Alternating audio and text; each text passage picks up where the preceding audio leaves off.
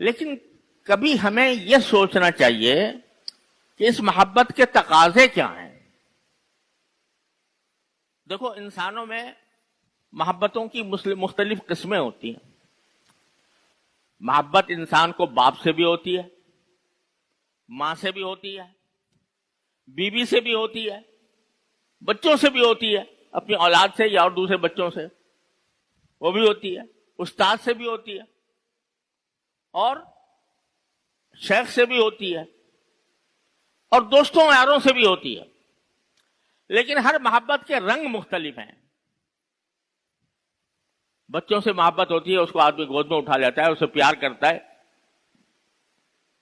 تو یہ محبت جس طرح وہ بچوں سے کر رہا ہے، وہ اگر باپ سے بھی کرنا شروع کر دے، اس کو اچھے خاصے بیٹھے ہوئے ہیں ان کو لے کے گود میں لے کے پیار کرنا شروع کر دے، یہ اس محبت کا تقاضا نہیں ہے. اس کی محبت کا تقاضا کچھ اور ہے. ماں سے محبت کرنا اور بیوی سے کرنا، بیوی سے محبت کرنے کے تقاضے کچھ اور ہیں، اور ماں سے محبت کرنے کے تقاضے کچھ اور ہیں. دوستوں سے محبت کے تقاضے اور ہیں، استاد سے محبت کرنے کے تقاضے اور ہیں. تو جتنی دنیا کے اندر محبتوں کی اقسام پائی جاتی ہیں، ان میں ان کے تقاضے مختلف ہوتے ہیں. تو انسان جو اپنے کسی بڑے سے محبت کرتا ہے تو اس کے تقاضے بھی مختلف ہوتے ہیں.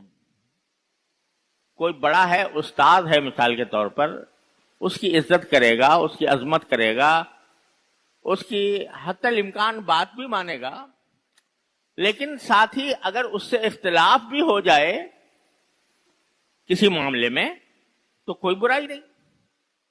امام ابو حنیفہ رحمۃ اللہ علیہ کے شاگرد تھے حضرت امام ابو یوسف بھی اور امام محمد بھی. لیکن ایسے شاگرد جو ان کے حلقہ درس میں بیٹھتے تھے، لیکن امام ابو حنیفہ ایک مسئلے میں کچھ رائے دیتے ہیں اور امام ابو یوسف کا مسئلہ کچھ اور ہے، امام محمد کا کچھ اور ہے. امام شافعی حضرت امام ابو حنیفہ کے نہیں، امام محمد کے شاگرد ہیں، اور امام محمد ابو حنیفہ کے شاگرد ہیں. لیکن جو طلبہ ہیں وہ دیکھتے ہوں گے کہ جگہ جگہ خلاف للشافعی، خلاف للشافعی، یعنی امام شافعی نے امام ابو حنیفہ سے بہت سے معاملات میں اختلاف کیا. لیکن جب قبر پر گئے، حضرت امام ابو حنیفہ کے قبر پر گئے امام شافعی رحمۃ اللہ علیہ، تو اس وقت میں وہاں جانے کے بعد، ان کے پاس جانے کے بعد اپنا مسلک چھوڑ دیا. ایک جو نماز پڑھی اس میں اپنا مسلک چھوڑ دیا، امام ابو حنیفہ کے مسلک پر عمل کیا، اور کہا کہ مجھے شرم آئی کہ میں اپنے استاد الاستاذ کے پاس رہ کر میں اس سے اپنے عمل میں مخالفت کروں. تو استاد کی عظمت کا، محبت کا تقاضا یہ ہے کہ اس کو اپنے آدمی اس کی تعظیم کرے، اس کے حتی الامکان کہنا بھی مانے. لیکن رائے کا اختلاف ہو سکتا ہے، اور یہ کوئی معیوب بات نہیں ہے، ہوتا رہا ہے ہمیشہ. لیکن سرکار دو عالم صلی اللہ علیہ وسلم کی محبت وہ ایک استاد والی محبت نہیں، وہ ایک باپ والی نہیں، ماں والی نہیں، بیوی والی نہیں، اولاد والی نہیں، وہ ساری محبتوں کی سرتاج ہے.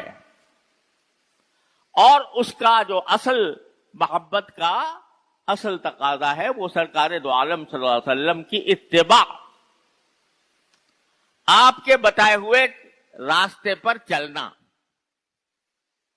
یہ ہے اصل محبت کا تقاضا.